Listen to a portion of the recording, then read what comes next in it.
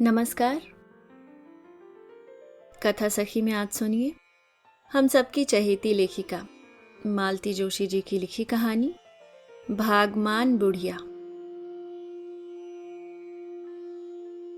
घड़ी का काटा 10 को पार कर चुका था और जमुना का अब तक पता नहीं था। मैंने पेन मेज पर रख दिया था और मेरी एक आंख घड़ी पर और दूसरी खिड़की पर टंग गई थी। दिमाग में कहानी का एक खूबसूरत मोड़ चक्कर काट रहा था, पर सिंक में पड़े बर्तन मुझे पुकार रहे थे। समझ में नहीं आ रहा था कि पहले उनका उद्धार करूं या झाड़ू बुहारी करूं। इसी पसोपेश में पड़ी हुई मैं उन तमाम कारणों की मन ही मन फहरिस्त बना रही थी जो कल मेरे सामने पेश होंगे। खैर, कल की बात कल पर ही छोड़कर मैंने कागज समेटने शुरू किए कि अचानक मुझे खिड़की के पर्दे की फाक से उस नीली साड़ी की झलक दिखाई दे गई जो मैंने दिवाली पर उसे दी थी। मेरी सांस तुरंत सम पर आ गई और मैंने घड़ी बजने की भी राह नहीं देखी, फौरन उठकर चटखनी खोल दी। इतनी आतुर प्रतीक्षा तो शायद मैंने अपने पतिदेव की भी नहीं की थी। मैंने दोबारा आसन जमाकर पेन उठा लिया, पर कहानी के भाग्य में शायद उस दिन आगे बढ़ना लिखा ही नहीं था। जमुना काम शुरू करने की बजाय मेज के पास आकर खड़ी हो गई थी। किसी संभावित खतरे की आशंका से चौकन्ना होते हुए मैंने सहज भाव से पूछा, आज बड़ी देर कर दी? मम्मी जी, जौन हमारी लाल घाटी वाली ननद है कि नहीं, उनकी सास आज खत्म हो गई। अब बेहाल खबर आई है। मतलब आज काम नहीं होगा? काम न करनो हो तो हम आते काहे, फोन न खटका देते। उसने मेरी नादानी पर तरस खाते हुए कहा। मैं उसकी सदा शयता पर गदगद हुई जा रही थी कि उसने पूछा, मम्मी जी, आप पे कोई नई साड़ी होगी? अभी से साड़ी का क्या करोगी? उसकी मिट्टी तो ठिकाने लगने दो, अभी से तेरही की तैयारी करने लगी। तेरही तक तो कुछ न कुछ जुगाड़ कर ही लेंगे, पर आग लगी यह खबर तो अब बेहाल आई है। इतनी जल्दी का इंतजाम हो जात। साड़ी किसके लिए चाहिए? अम्मा को ओढ़ाएंगे कि नहीं? मुर्दे की पहरावनी करोगी?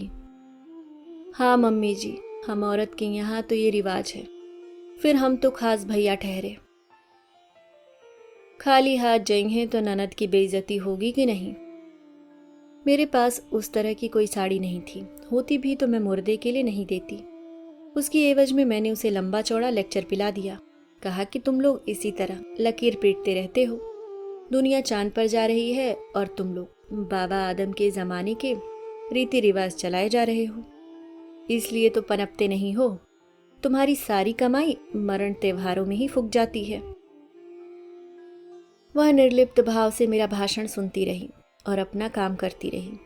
जाते हुए बोली, बगल वाली मैडम से पूछती हूँ, वे राखती हैं। दूसरे दिन उसने मेरा बीपी नहीं बढ़ाया और समय से आ गई, पर आते ही उसने काम शुरू नहीं किया। मेरी मेज के ठीक सामने ऊपर जाने के लिए सीढ़ियाँ हैं। जब भी उसके पास कुछ खास कहने के लिए होता है, वह सीढ़ियों पर आसन जमा लेती है। वह सब कुछ कहने के लिए कुलबुला रही होती है, पर अदा यह है कि पहले वो नहीं करेगी, मुझे ही पूछना पड़ेगा। मैंने थोड़ी देर प्रतीक्षा की, फिर सोचा कि समय तो अपना ही खराब हो रहा है, इसलिए पूछ लिया, कल कितने बजे लौटी? एन दिया बाती हो गई थी। साड़ी मिल गई थी? हाँ, बगल वाली से ले गई थी। 100 रुपया की लाइलॉन वाली, खूब अच्छी थी। उस जरा जर्जर निष्प्राण देह पर लाइलॉन की साड़ी की कल्पना से ही मुझे झुरझुरी हो आई। मैंने विरह भाव से कहा, पड़ोसन के पैसे समय से दे देना, नहीं तो वे मेरे प्राण खा जाएंगी। उसने मेरी बात अनसुनी करके कहा, मम्मी जी, डुकरिया थी बड़ी भागमान, कोई 20 तो साड़ियां चढ़ी होंगी, चादर और दुशाले अलग। क्या बात करती हो? सच्ची मम्मी जी, कैसे कि हमारी नंदेव 4 भैया हैं। बड़े के दोनों लड़का भी ब्याह गए हैं। सारे ही नातेदार आए थे और ऐसे में खाली हाथ कौन जात है। 20 साड़ियाँ, बहुओं की तो मौज हो गई होंगी। मुर्दे पर चढ़ी साड़ी कोई पहरत है का? वे तो सब जमादारिन को गई। और जमादारिन भी इतनी साड़ियों का क्या करेगी? औने पौने दामों में बेच देगी। किसी दिन हाट बाजार से सस्ती समझकर तुम्हें उठा लाओगी। उसने मेरी टिप्पणी पर ध्यान नहीं दिया। अपनी ही रौ में बोली, मम्मी जी सच में बुढ़िया बड़ी भागमान थी। अर्थी में बड़े बड़े लोग जुटे थे।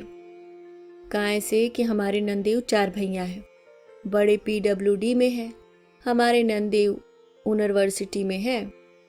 2 भैया मास्टर हैं, 2 भैया मास्टर लगे हैं। बड़े के 2 मोड़ा है, सो एक कंपाउंडर है, एक डिलीवर है। सबके दफ्तर से लोग आए थे। फूलन को ढेर लग गओ हो, गुलाब ही गुलाब थे। मुझे अर्थी की सजावट में कोई दिलचस्पी नहीं थी। मेरे दिमाग में तो साड़ियां घूम रही थीं। मैंने पूछा, अच्छा जमुना ये बताओ, मरने वाले के पास जीते जी कभी एक मुश्त इतनी साड़ियां थी? अरे मम्मी जी क्या बताएं, एक पहरत थी, एक निचोड़त थी। 4 बेटे थे फिर भी। हाथ पांव साबुत थे तब लो तुम औरन के काम कर लेत थी। नाश्ता पानी भी जुटत हो और कपड़ा लत्ता भी। अब तो ऐन हालियत हो गई थी। 4 बेटे थे फिर भी। अरे मम्मी जी 4 हों कि 40 हों, कोई राखे तब की। 3 महीना बंधे थे, न एक दिन कम न एक दिन ज्यादा। मरी किसके यहाँ? हमारी ननद के। पता है सब लुगाइयाँ का कह रही थी कि या बहू बहुत सेवावारी होगी, तबई तो की देहरी पर प्राण तजे हैं। सच्ची हमें तो सुनकर ऐसी आग लगी थी कि क्या बताएं। तुम्हें तो बल्कि खुश होना चाहिए कि तुम्हारी ननद की तारीफ हो रही है। आग लगे ऐसी तारीफ में। हमें को पतो नहीं है कि कैसी सेवा करत थी। पेट भर खवात तक नहीं थी। हम जब भी जाते कहती, ये फलाने की बहू, नेक आम का अचार तो चखइयो, मुकते दिनन से खाओ नहीं। कभी कहती गोभी आन लगी का मेडी में। गोभी आलू की तरकारी खावे को मन हो रहा है तो बनाकर खिलाई कि नहीं? राम का नाम लो मम्मी जी, ननद हमें जिंदा गाड़ न देती। कहती बुढ़िया के पेट में भर मासुर आ गए हो। कित्तो ही खवा दो अघायत नहीं या। न मुंह में दांत है न पेट में आत है। जीभ देखो कैसी लपलपात है। सच्ची इतना दुख होता था।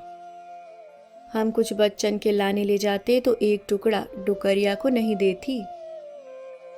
वे हमसे कहती, ये फलाने की बहू हमारे लानू कुछ नहीं लाई का। हमने सोच ली थी कि अब की जय हैं तो अम्मा के लाने एक दोना अलग से ले जाई हैं, पर का करें मौका ही ना मिलो। पट से मरई तो गई। और क्या बताएं मम्मी जी, 3 दिना तक कथरी पर डली रही थी। क्यों? बिस्तर पे मरती तो गद्दा फिकतो कि नहीं। बाप रे, इतनी दूर तक तो मैंने सोचा ही नहीं था। फिर शाल दुशाले जो अर्थी पर चढ़े पहले ही मिल जाते तो बेचारी चैन से तो मरती। बाकी बुढ़िया थी भागमान मम्मी जी। भरे दरबार से नाती पोतों के कंधे चढ़कर गई है। पता है उनके लाने सोने की सीढ़ी बना थी। पता है उनके लाने सोने की सीढ़ी बनी थी। सीधे सुरग को जाएगी। सोने की सीढ़ी वो क्या होती है? जिनके नाती पोता बाल बच्चेदार हो जाते हैं उनके लान बनत है। झूठ क्यों बोले मम्मी जी, हमने तो सुनी भर थी, पहली बार देखी है। बिरादरी में पहली बार बनी है। बड़ी भागमान थी अम्मा, उनके लाने सोने की सीढ़ी बनी है। उस भाग्यवान बुढ़िया की 13वीं भी खूब धूमधाम से हुई। जमुना ने दिल खोलकर ननद की ससुराल वालों की पहरावनी की। कहना न होगा कि इस आयोजन में मेरे बटुए में भी कई छेद हो गए। हमेशा की तरह इस बार भी मैंने रुपए बतौर कर्ज ही दिए थे, पर उनका लौटना मुश्किल है, यह भी जानती हूँ। 2-4 किस्तों के बाद कभी होली, कभी दिवाली, कभी बच्चों की किताबें, कभी साल भर का अनाज, किस्तें टलती हो जाएंगी। फिर उसके रिश्ते में कोई शादी निकल आएगी या किसी के यहाँ नया मेहमान आएगा। जमुना का नया खाता खुल जाएगा। कभी कभी लगता है कि उसके लोकाचार निभाते निभाते मैं दिवालिया हो जाऊंगी। 13 के दूसरे दिन वह समय से पधार गई और अपनी हॉट सीट पर जा बैठी। आज तो उसने मेरे पूछने का भी इंतजार नहीं किया और शुरू हो गई। पहले तो उसने गंगा मैया की महिमा का बखान किया जो प्रयागराज से लाई गई थी। फिर दान दक्षिणा और सामान की फहरिस्त सुनाई जो पंडितों को दी गई थी। अंत में उसने महाभोज का वर्णन प्रारंभ किया। क्या बताएं मम्मी जी, 4 मिठाई बनी थी, खीर अलग, इमरती, गुलाब जामुन, मोतीचूर, बालूशाही और पालक के पकौड़े, बूंदी का रायता, आलू गोभी की तरकारी, भरवा, भिंडी, मटर पुलाव, जौन जौन चीज अम्मा को पसंद थी सब बनी थी। डर गए होंगे कि नहीं बनाया जो बुढ़िया गर्दन पकड़ लेगी। मेरी यह अभद्र टिप्पणी उसे जरा भी अच्छी नहीं लगी, पर मन में एक शंका का बीज तो डाल ही गई। बोली, अच्छा मम्मी जी, हम जौन चीज पंडितन को खवात हैं वो आत्मा को पहुंचत है का? यह तो मरने वाला ही बता सकता है जमुना। हमें तो इतना मालूम है कि अगर जीते जी खिलाया होता तो उनकी आत्मा जरूर तृप्त होती। सच कह रही हैं मम्मी जी। सच बताएं, इमरती हमारे गले से उतरत नहीं थी।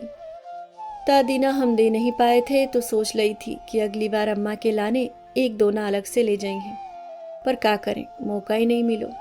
पट से मरई तो गई, पर बुढ़िया भागमान हती मम्मी जी, ज्यादा दिन रुली घुली नहीं, अपनों पट्ट से मर गई। मुझे भी मानना पड़ा कि बुढ़िया सचमुच भाग्यवान थी।